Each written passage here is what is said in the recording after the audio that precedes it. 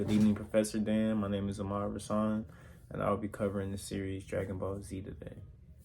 Now, Dragon Ball Z is about a young alien he was sent away from his home planet, pretty much almost like Superman in a sense. But yeah, his planet was pretty much. His planet was destroyed, and there were other survivors that were trying to find him as he lived his life on Earth, unknowingly of his past, because when he was sent away, he was only a baby. So within the show, there are plenty of values that are like pretty much distributed, that are not distributed, that are taught and that can be encoded from the show. The one that I always pick up from the most is that as long as you work for your dream, you will achieve it. Because in every situation, Goku never stops training. His goal is to be the strongest fighter ever. So as he continues through his adventures with his friends, he continues to find foes that are much stronger than him. So he always has to train to get just as strong, well, pretty much stronger than them in order to save the Earth from certain death.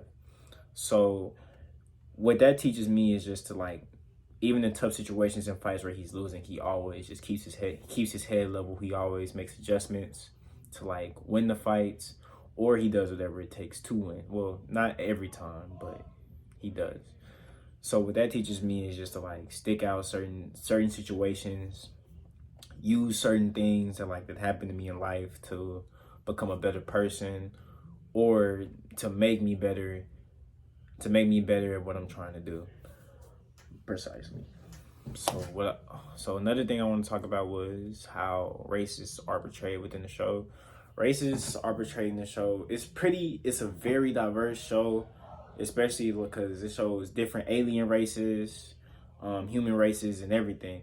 And the only race that ever really is stereotypical about is actually Goku's race, which are Saiyans, because they're born with tails, and they turn into great apes if they see a moon at night.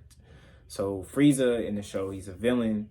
He's a villain of a different race than the Saiyans, and he ruled over them before he chose to destroy their planet, because he had a fear, or he heard a legend that one of the Saiyans one day will pretty much become more powerful to him, and he took that in a very serious way, and he decided to destroy their planet, their entire civilization, and tried to make sure that there were no Saiyans remaining within the universe to overthrow him.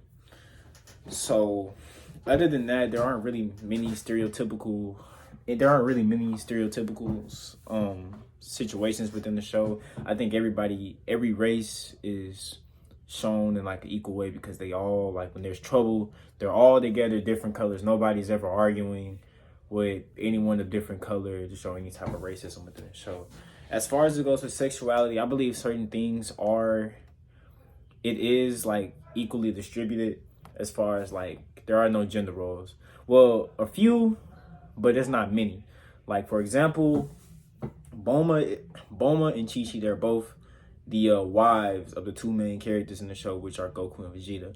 Bulma, who is Vegeta's wife, she is very smart, and she helps them out in certain situations. Oh, excuse me. She helps them out in certain situations by building certain machines that they would need to overcome certain situations with villains, to make them stronger, or to build a spaceship for them to help traverse throughout the universe, because they will need to go to other planets to get Dragon Balls, or to figure out certain things that could help them in the future to prevent the Earth from being destroyed. As far as Chi-Chi goes, Chi-Chi is what you would describe as a stay-at-home wife. Now, I wouldn't say, you can definitely say there are roles, because she cooks, cleans, everything, but I feel like she's still strong. She's still shown to be a very strong woman in the show, because she will fight. She will fight if she needs to, and she even trains her son at a certain point in the show, and actually helps him to become stronger. So I feel like everything, as far as gender roles and everything, it is shown equally. But there is shown equally. Although there is one character, her name is Launch, and I believe this could try to show how women have mood swings or anything, because every time she sneezes, she changes, her hair color changes, and her behavior changes too. So yeah, there is that. As far as let me see. As far as it comes to not media techniques, media theories, there is propaganda shown in the show because when Gohan, who is Goku's son in the show, he defeats a villain. His name is Cell, who is a evil android built by an evil doctor on the planet. They they don't like immediately get the message out to the Earth, even though they tried to broadcast the fight, but the fight was happening at such high speeds that you wouldn't be able to see with the human eye.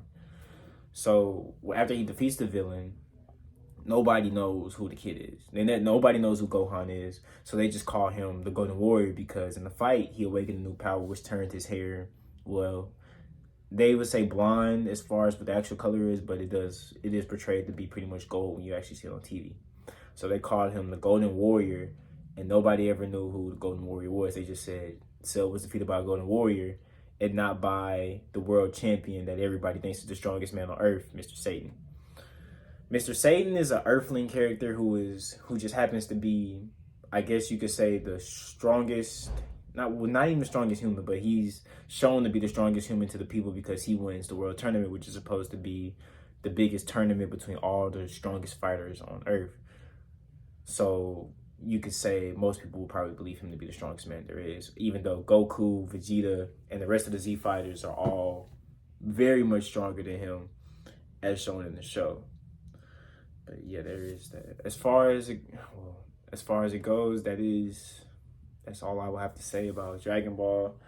I believe it's a great. I highly recommend watching the show because it can teach you a lot. You will see a lot of situations where perseverance has saved them from certain death in situations. I feel like what I've learned from the show the most is just to stay solid behind whatever I want to do and continue to keep working because even in the show when Goku feels like when he achieves a new power, everybody feels like, okay, yeah, that's it. He continues to train to improve on it. I feel like I should take that more into my life when it comes to working on my craft, especially with basketball, and to also be a better broadcast journalist because I feel like I can definitely be more comfortable with speech and presentation and definitely preparing for those situations. But that's all. Bye.